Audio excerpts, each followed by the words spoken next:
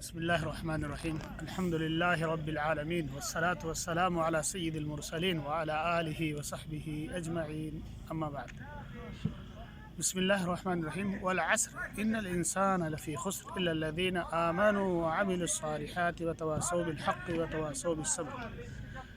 برادرانی ملت دینی اور ملی بھائیوں اور دوستوں اور سامعین کرام، اللہ رب العالمین نے قرآن کریم کے اندر ارشاد فرمایا ہے کہ جو شخص چاہتا ہے کہ اس کی زندگی اور اخروی زندگی سنورے تو اس کے لیے چاہیے اور خصوصی طور سے اس دنیا کے اندر 4 چیزیں اپنانے کی ضرورت ہے۔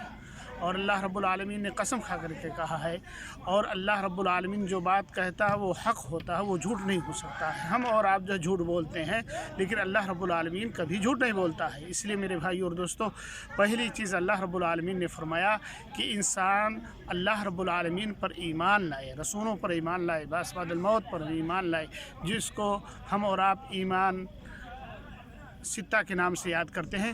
اور دوسری چیز میرے بھائی اور دوستو، اللہ رب العالمین نے فرمایا ہے نیک عمل کریں، اس لیے کہ نیک عمل کے بغیر انسان میرے بھائی اور دوستو جنت میں نہیں جا سکتا ہے، اور وہ بھی اللہ رب العالمین کی رحمت شامل ہوگی تب جنت میں جائیں گے، ورنہ نہیں جا سکتے ہیں۔ اور تیسری چیز اللہ رب العالمین نے فرمایا کہ اللہ رب العالمین کے راستے میں امر بالمعروف اور نہی عن المنکر کا فریضہ انجام دیں، اس لیے کہ اس کے بغیر میرے بھائی اور دوستو اگر کوئی شخص چاہتا ہے دنیا کے اندر زندہ رہے تو وہ قوم زندہ نہیں رہ سکتی، اس لیے کہ اس کے اندر فساد برپا ہوگا اور اس کے اندر بے حیائی آئے گی۔